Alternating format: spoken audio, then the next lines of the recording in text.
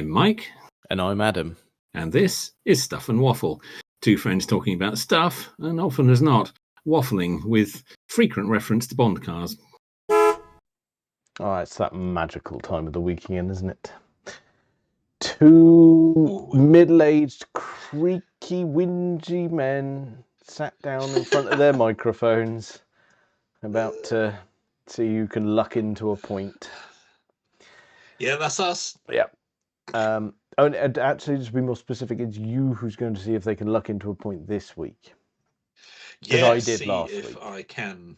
You by pure chance managed to get another point last week. So if we're following the standard pattern that has been established, I need to win one back this week, and we will continue along that path. Yeah, the odd little cycle will continue. Yes, so as it stands, it's 14-12, and like you say, if the cycle continues, I'll inevitably go to 14-13, and then next week it'll be 15. It's just, it gets tedious.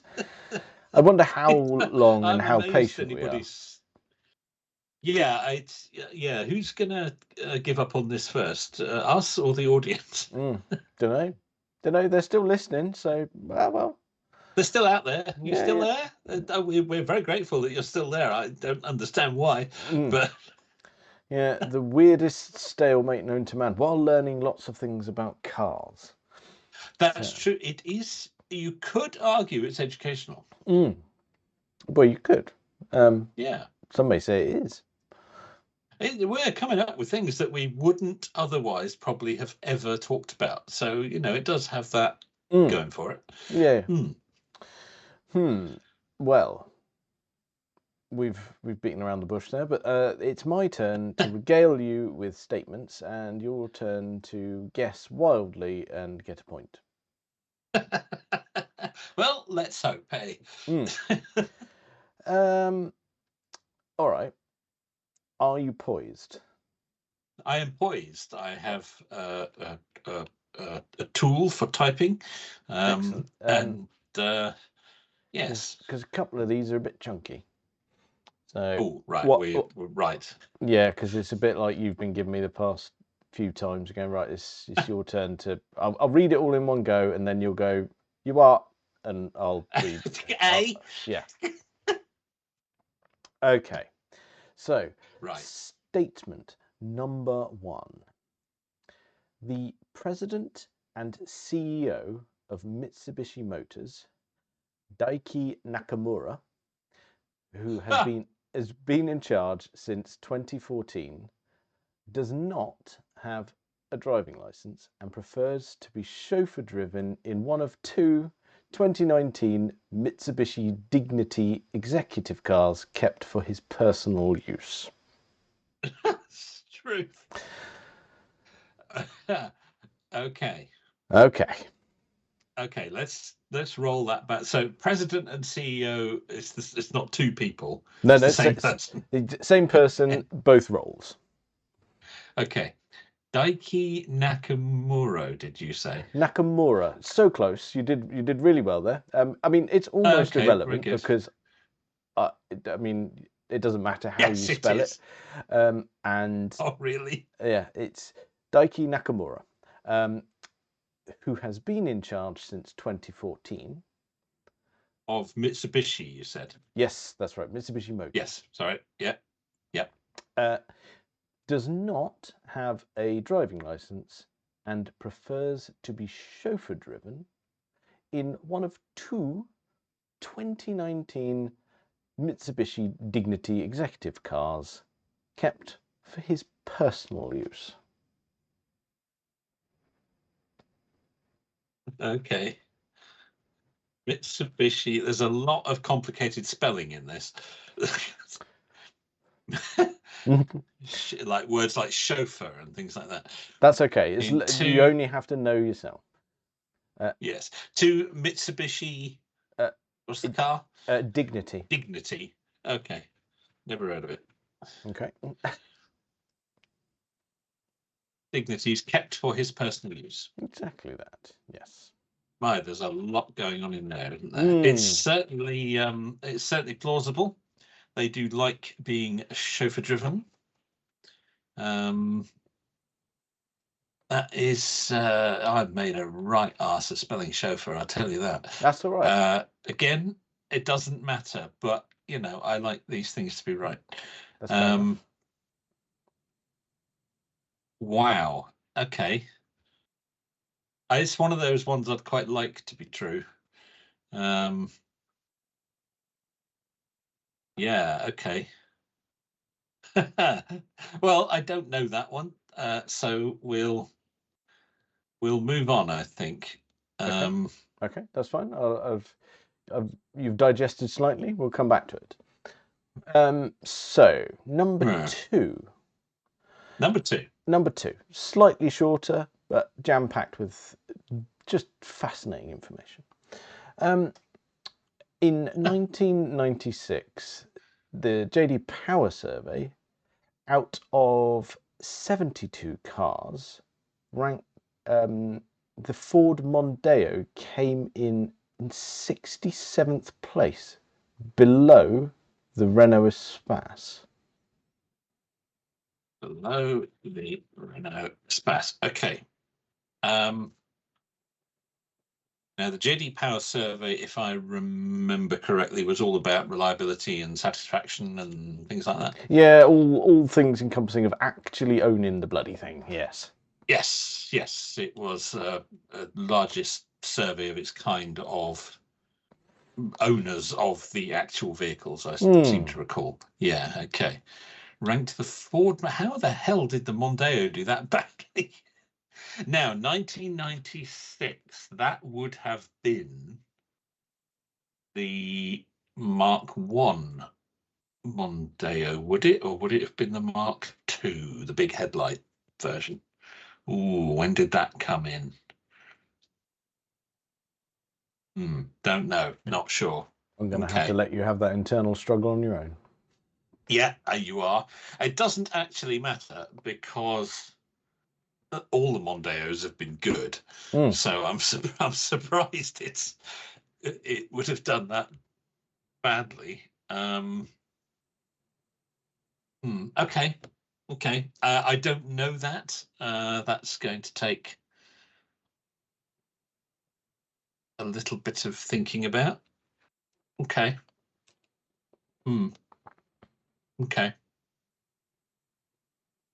Okay. You happy? Yeah, I'm happy with the statement. Yeah, I'm not happy with whether it's true or not, but yes. That's fair enough. Yeah. Okay. Let's do number three. Okay. Number three. In 1965, Rolls-Royce began experimenting with a diesel Wankel engine based on a modified NSU design. Sorry, I sniggered. It's so childish. And I know, it's dreadful, isn't it? Oh dear. Right. Experimented with a diesel Wankel engine. Yeah, that's as far as I got. Oh, that's as far as you right. Okay, I see. That's childish brain kicked in. Based on a modified NSU design. Okay. Well, NSU stuff sort of turned up all over the place, didn't it? So I wouldn't be totally surprised.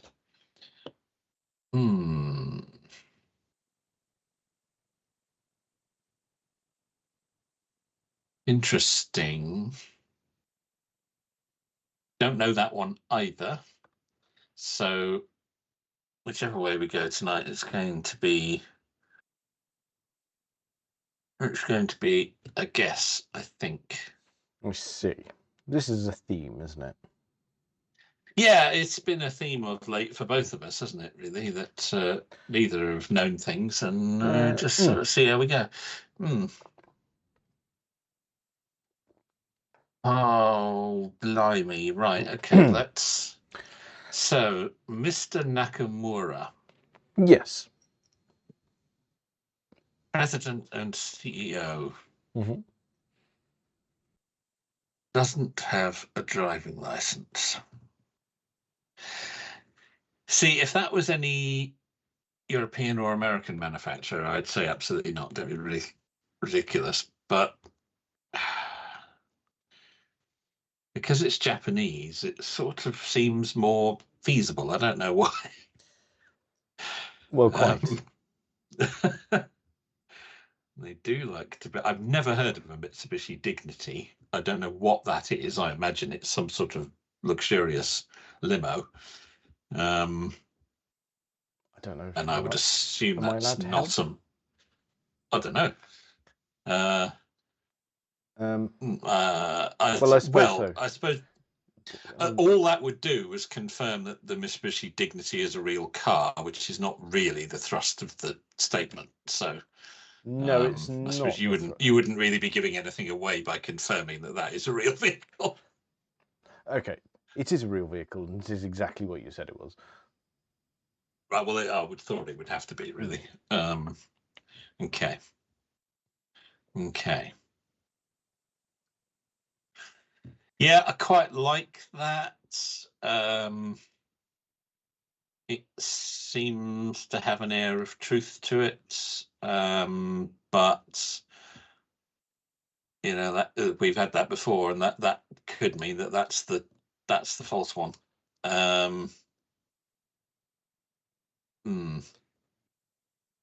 Now, this year JD Power survey ranking the Mondeo at number 67. That seems quite unlikely.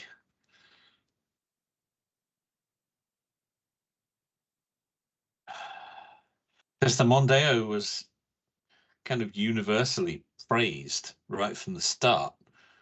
A significant leap over the outgoing Sierra, which in itself was also a very popular car. And I seem to recall, again, right from the beginning, the Mondeo was praised for its build quality and reliability and all that stuff. Nice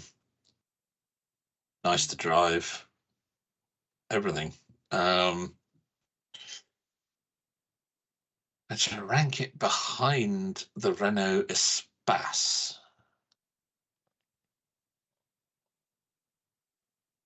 Oh, I don't like that one. That's not sitting well. That one. It just doesn't seem right. And I know that's just one survey of many, but oh, I don't know. I don't like that one. Don't like that one. Not sitting well, that one. Now, 1965, Rolls-Royce experimented with a diesel Wankel engine. That one is, again, a lot more plausible. Rolls-Royce have done a lot of experimental stuff over the years, always in the pursuit of refinement and quiet running and all that kind of stuff. It's surprising they haven't embraced electric a bit more, really, because it's kind of the dream technology for them. It's everything they've been working towards for the last 100 years. Well, quite. Beautifully smooth and silent. It's everything that they want. I don't know, but I quite like that one. I think that one could be the sort of thing that they would do. And NSU stuff popped up all over the place. Ironic, really. They seem to be least successful at making their own cars. Yes. Much better at selling bits to other people.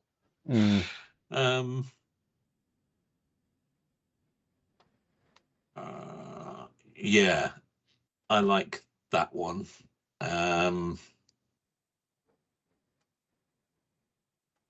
Yeah, I like that one. Okay. I think it's an early call, but I think I'm going to go with number 3 being true. Now, the other two.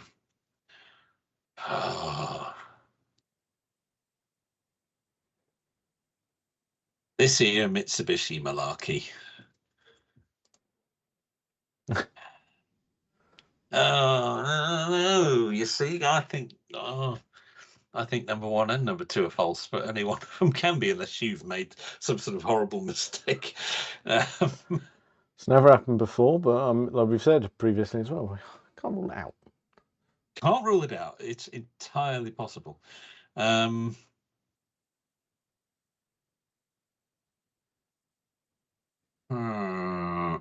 Number one, I think, is it more plausible than the Mondeo ranking so lowly in a customer satisfaction survey? A car that we know has always been good and popular and everything else. As was the Espace, of course, but the Espace had been around a while by 1996. It wasn't anything new. No, true. And let's face it, French. Quite. Quite. Very popular, though, right from the start. Again, as was the Mondeo. But if I had to pick one of those two to say which is the most reliable, I think I'd probably pick the Mondeo. So how is it possible that it could do so badly in a customer satisfaction survey? That just doesn't ring true, but maybe maybe it was just a freak thing. I don't know. It always depends who they survey, and it doesn't matter which car you pick, you'll find somebody who's got something bad to say about it. Oh, these are really tough. These are really tough. Oh dear. The agony is strong here, isn't it? It really is. I really don't. I would not say. I'd say I'm more comfortable with the Mitsubishi statement than I am the JD Power one. Oh dear. I'm gonna have to decide here in a minute, aren't I? It's almost the point of the game. Yeah, it is key. Fundamental, you might say. All right. I'll tell you what I'm going to do. I'll tell you what I'm going to do. Go on then. I am going to say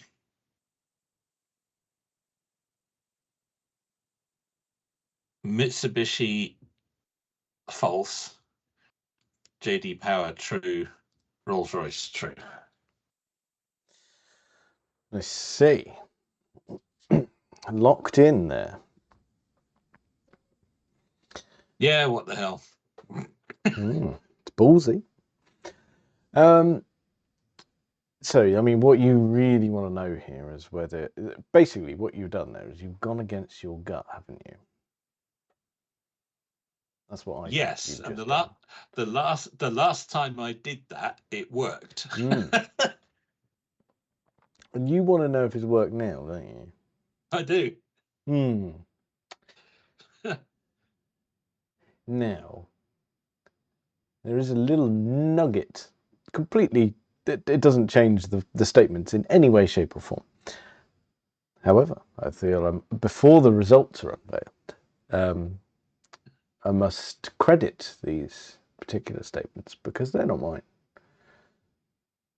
These are from Phil. I didn't want to let you know that up front. Does that make any difference? I don't know if it makes any difference, but it's just it's really interesting that both Phil and I can give you utter bastard ones. It's like, no matter which direction they're coming from, they're annoying the piss out of you. Yeah, that's true. It's true. I knew you had a set from Phil, but I'd forgotten that you hadn't used it yet. So, or a second set, because we used the first set that he gave us, and that didn't work on either of us. So. So we're curious to Okay. see whether these ones worked. Yeah. I think it's time for you to cough up the answer. Oh, oh dear, dragging it out here, haven't we? It's nice. Yeah, well, I'm enjoying you this bit. are. It's I'm nothing to enjoying do this with bit me. enormously. I can reveal to you that, without further ado, the cycle that we've gotten ourselves into recently continues. You are correct. Yes. I thank you all. Oh, that was you were wavering. I mean, I was. I went both ways on that for a minute. in fairness, Phil, that is Blimey. the closest we've got to breaking the cycle in weeks, if not months. It is. It is. Those are really good, Phil. I have to say, that's really good.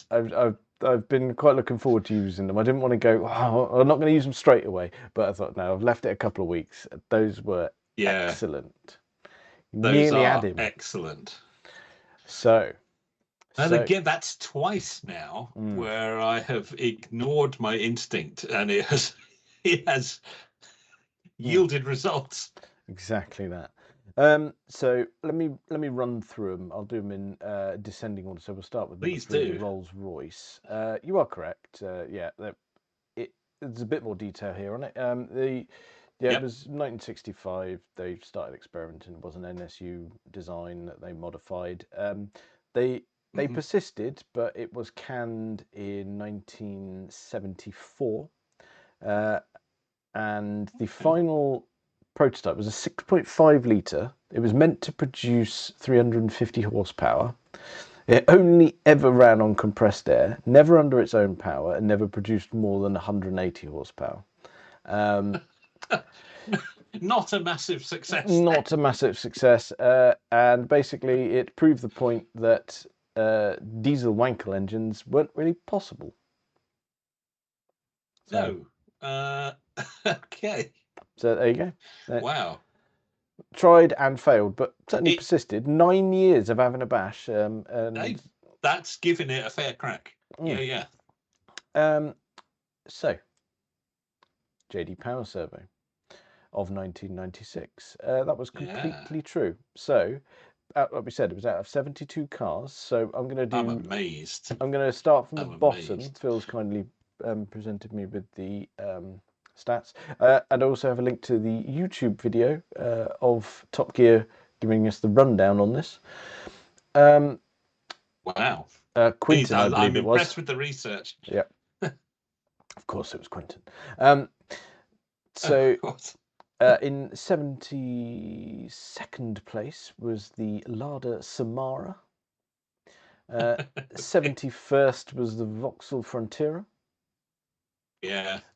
70th was the Ford Escort. Okay. Surprised about that. 69th, the Vauxhall Omega. 68th. Surprised about that as well, actually. The Vauxhall Carlton. 67th, Ford Mondeo. And when we said that came below the Renault Espace, the Renault Espace was actually 64th. So it was a couple of places ahead. And to no one's surprise, number one was the Toyota Corolla. Oh, well, of course. There's some cars I would say are pretty decent in that bottom block there. Yeah, it's a bit of a surprise. But that is a surprise. Yeah. Yeah, we can. I can chuck you the link for a bit of nostalgic Top Gear. Yeah, please do. I love a bit of early days Quentin. I mean, who doesn't? Who doesn't? Exactly that. And number one, bobbins of the highest order.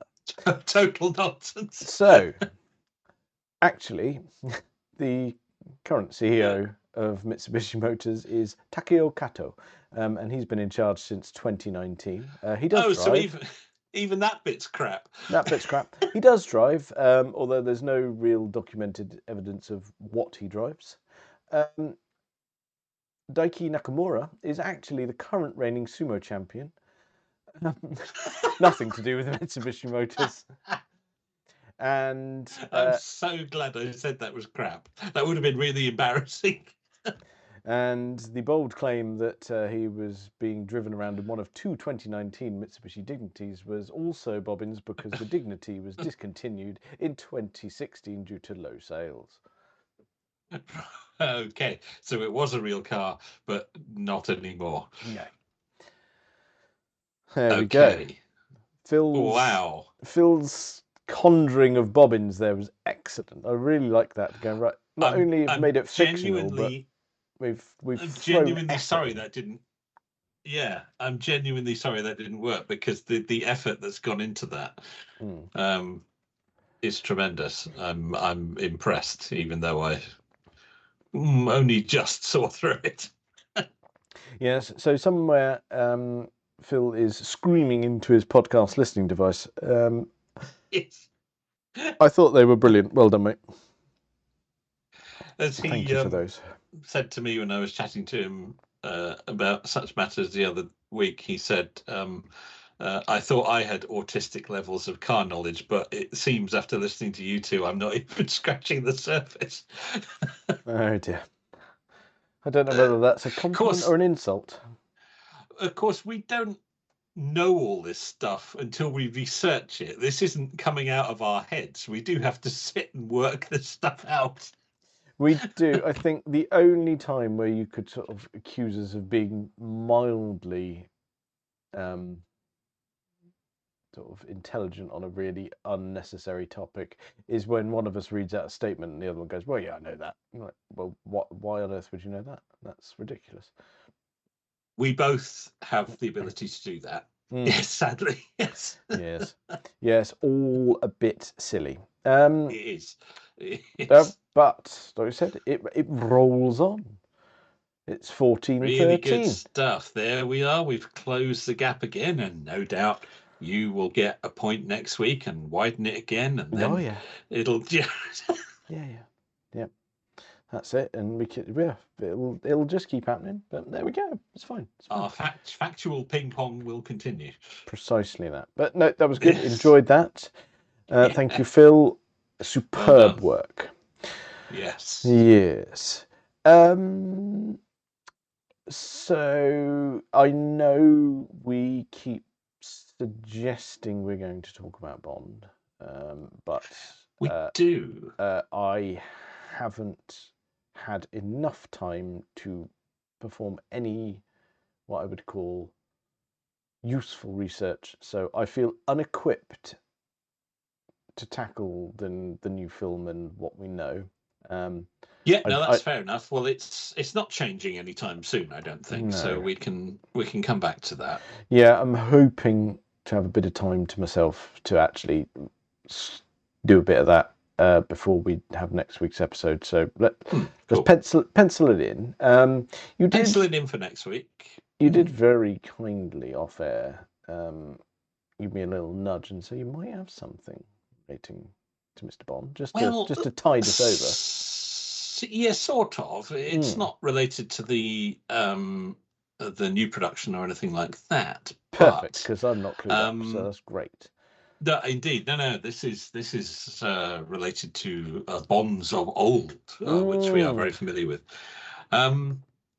It's half term off school this week, as it is for many. I fucking know. Oh, you're familiar. Yeah. Yes. Yeah, just putting it out there. As are we. And last weekend, at the beginning of the Hollybobs, I do apologise. I used the word Hollybobs there. I promised myself I need to stop doing that. I'm furious. No, it won't happen again. I Good. apologise. Oh God. Try again. And I was chatting away to my son at the beginning of the holidays, and he was, saying, "Oh, what should I do?" And I flippantly, without giving it any thought at all, said, "Oh, you should watch all the Bond films in the right order, start to finish." And he sort of took that to heart, and he has been. Oh. I mean, Now, where's he up to? Well, exactly. It's not been non-stop because, as I said to him, please don't use your entire holiday to do this. I said it without thinking it through. It's just, I mean, there's part of me that wishes he did use his entire holiday to do this because, I mean, all I've got is envy of having enough free time to watch one film on its own, let alone. well, quite. I mean, we've got what are we License up, to Kill in the 25? hopper, haven't we? Yeah. Yeah. Anyway, he hasn't used all his time to do that, but he has put some serious effort into it, and he's currently just finished Diamonds Are Forever. So he's done all the Connerys and the George Lazenby. That's good. So he's seen Mr. Connery, Bloon. Yes, He has. Yes, and he's poised to jump into the Roger Moore era. I see. Yes. And we've discussed this before. So what that does mean is he's watched number 5 in the series.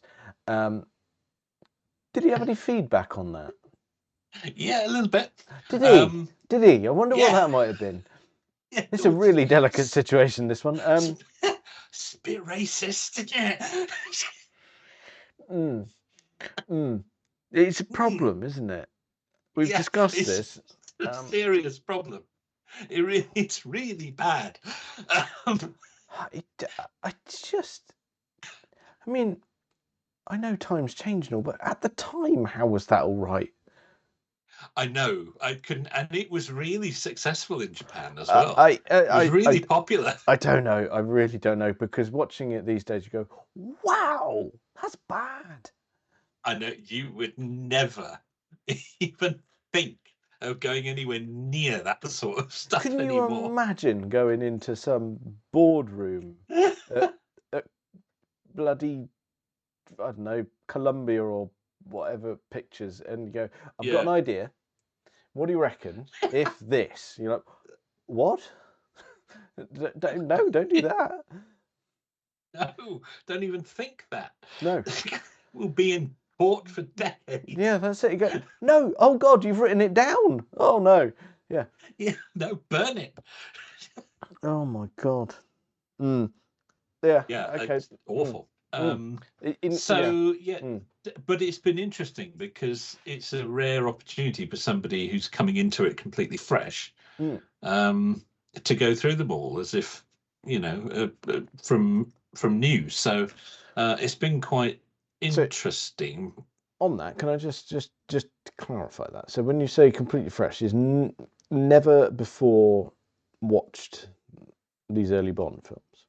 No, never. I see. Yeah. Okay. So there's a few later ones that he has seen, but he was quite young and doesn't really remember them or know particularly what was going on. So so yeah, he's coming in fresh. I should clarify for those that don't know, he's 13, about to turn 14. So, it's a good age to start getting into it. It's not inappropriate in any way. Number 5. Number 5 is inappropriate for us. Yeah, that's not an age restriction thing. No.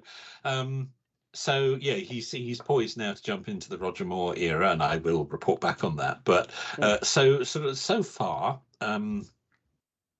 I'll give you a quick sort of summary of his thoughts on each one. Yes, so Doctor No didn't particularly like. Any particular reason? He just didn't. He said he didn't really know what was going on, and he thought it was a bit slow and a bit kind of disjointed, and yeah, he just didn't do anything for him particularly. Which I can see. I mean, they didn't really know what they were doing. They were, finding their feet with it. And it is of a time. That one particularly has not aged well. I don't think. Then he watched From Russia with Love, bit better. He thought the fight on the train between Bond and Grant was superb, which it Blimey. is. I was just worried where that was going to go then. Yeah, he did. He quite enjoyed that, and he followed the story a bit better and thought, improvement. Then Goldfinger, thoroughly enjoyed that. Thought that was spot on. Really liked that. Liked the car. Understood the story. Was really into it by this point, which of course is very much mimicking how the world felt when these movies were coming out. He's joining it many decades later and having the same reaction, basically. Pretty much. So just to be clear on that as well, when he described GoldenEye, he didn't... Goldfinger. Sorry, Goldfinger. My brain is all over the shop. He didn't go down an Alan Partridge route, did he? One with the laser beam gone up his jaffers. That no, didn't... he didn't. No, okay, good. No, that did not feature in Fine. his description. No. Fine. Good. No, liked Mr. Goldfinger as a villain, and they liked that one. Enjoyed Thunderball. Really was impressed with the underwater sequences, the sequence of stealing the Vulcan. Thought that was all done really well. Good villain. Particularly the underwater sequences he thought were done really well. And an interesting thing he picked out, actually, which is something that people don't often say about the Bonds, particularly the early ones, is he liked how they put in sort of views of a location, or like in the underwater sequence, there's shots of some of the wildlife and things underwater, some of the sea life, and he thought it's some sort of really nice touches. It sort of helps immerse you in the location. It's not just sort of straight cut into some action. They take a moment. Here's the location. This is where we are. This is what it looks like. I suppose and you sort of. It's that sort of it's a film of a time, isn't it? Of going, because people wouldn't have instinctively known what that part of the world looks like, unlike now when we've got internet and we know many things. We've got internet, we've got easy international travel that's not that expensive, and back then international travel was, a lot more unusual. Yes, absolutely. So people weren't, as you say, didn't have the internet and things like that. So people were not as aware, perhaps, of what some of these places, these exotic locations, were like. So, so I thought it was interesting that he picked up on that. That was a nice feature. Yeah. I mean, you got to think. Even at the time, it predated the toss on TV that was "Wish You Were Here." Oh, by quite a long time. Yeah, that was absolutely. Oh my god! There's Judith Chalmers. Chalmers. Yeah. Yes. Blimey.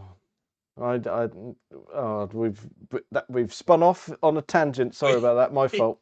We're showing our age. Yeah. Truth. Yeah, we really are with that one. Yes. Christ. Sorry. Yes. So then You Only Live Twice, which again he quite enjoyed, but had one or two problems. Yes, comes with baggage. Yeah. It does. Yeah. It's problematic. Moving on. Number six. Problematic. So then we're into On Her Majesty's Secret Service. Now, right up front, he was disappointed that it wasn't Connery, but he got through it, and didn't like it at all. Thought it was too long. Didn't like the fact that it had a sad ending. Struggled with the story. Just generally didn't like it, which I wasn't surprised about. I think it's probably a film he might come back to. It's interesting. Later. Um, Presumably, you've asked him to move out at this point. He is aware of my feelings towards that particular entry in the series. Let's put it like that. Yeah. Yeah. So it must have been really difficult for you not to go into his room and explain to him how wrong he was. Yeah. Well, I did that. Oh, thank goodness for that. Yes. No, I did that. But I also respect his opinion, and he. No. Yeah, oh no! No, Don't judge. Must judge. He didn't get on with that one at all. But then we move on to Diamonds Are Forever. He was very happy to see Mr. Connery back. A much more lightweight story. Not a lightweight Connery, boy. Hey, big lad. Big lad by this point. Yes, indeed. Spent a few years away. But thoroughly enjoyed that one. Back on form. Good. Did he perchance pick up on Yak Barsha? No, he didn't comment on that. No, he didn't comment on that. But I was made sure to keep an ear out for when that scene came up, because it always gives me a chuckle. Did he make any comment on the henchman? No, he didn't. Because they were, not at all. They were brilliant. But they were really weird in terms of being placed in that film. Very strange. Yeah, very strange. No, he didn't. He just sort of accepted them. But that's fine, and that's kind of what I'd expect. But it would have been nice for you to interject there and go, "Oh, did you know there's a Back to the Future connection here?" I did. I will do that. I've been meaning to. I haven't had an opportunity, but yes, I do intend to slot that little fact in there. Yes, definitely. Yeah. How kind of you, Mr. Hind. Yes. Yes. I'm glad you went for that impression rather than the one at the end of the film. No. Yes, because that. If you could do that pitch perfect, I'd be impressed. No, I can't. No. No. Beyond odd. North Gill is a claret. Seconds of fun. Yes. All of that. All of that. Yeah, indeed. Oh, we do love Diamonds Are Forever. So. Yes, we do. We do. It's a favourite. Yeah. So now and it's kind of fitting, I suppose, that right on Halloween, he's about to launch into Live and Let Die. Yeah, that's. If you were to pick a Bond to watch at Halloween, it would be Live and Let Die. Yeah, that's it. Yeah, if you're not going to go for the full cliche of going right, well, I'm going to watch Halloween at Halloween. Yeah, you're going to get. You might as well spin off and watch a Bond film that's got sort of a bit of the supernatural in it. Bit of the old allegedly. A bit of the old occult in there. Careful. Yeah. So he's about to jump into the Roger Moore era now. He's disappointed that that's it for Mr. Connery. I have explained that there is potentially another one, but that he shouldn't go anywhere near it until we've finished all the others. Oh God! Yeah, don't do that. No, that's not on his list. So Eon only.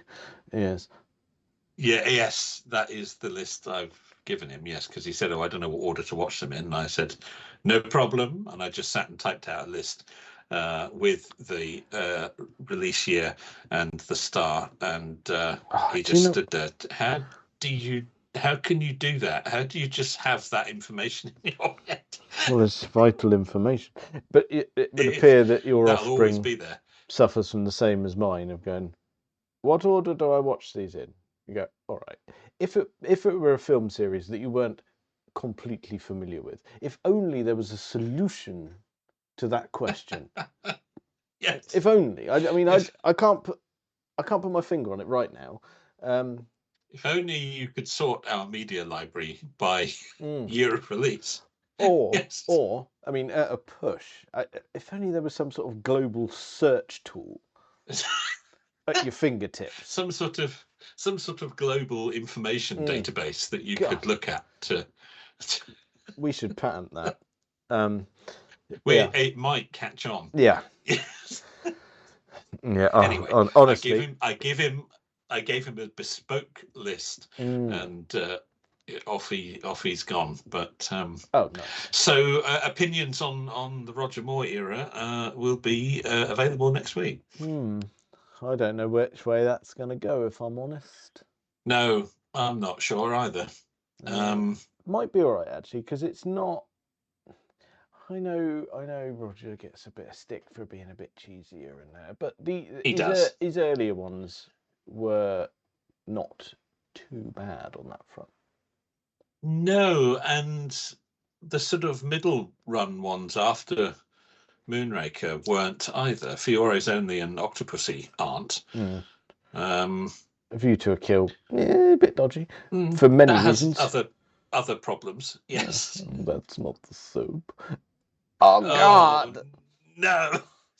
Don't bring that scene up. It's awful. Grim. Awful. Oh, terrible. Yeah, so we park that one. Yeah. But Live and Let Die, let's be honest, is a strong start. So I think we'll be okay with that. Yeah, he's in for a treat now because he's going to go. The first 3 Roger films are just excellent. Yeah, they are. I mean, they really are brilliant until the boat chase, or after the boat chase. We've discussed this before. I mean, there's a specific moment where it all falls apart. And it's captured perfectly in cinema because I don't know. Is it a metaphor? The boat goes off the waterfall and the film goes with it. It does. And that's it. The story goes. When the boat crashes into the rocks below, so does the script. Yeah. All done. Completely out the window by then. It's all right up to that point. Yep. And as we've discussed before, it's that boat chase is the last time the 007 theme was used, wasn't it? It is. Yeah. That's very, very well remembered. Yes, it is. Yeah, we don't get that back ever again, which is disappointing. Very, very. Okay. Yeah. Okay. All right. Well, we weren't going to do Bond, but we've inadvertently done a little bit because we've got some fresh eyes and fresh thoughts. I don't agree with any of them nearly. God, blimey. But hang on a minute. Hang on just a minute. I was being facetious. No, not about that. Not about that.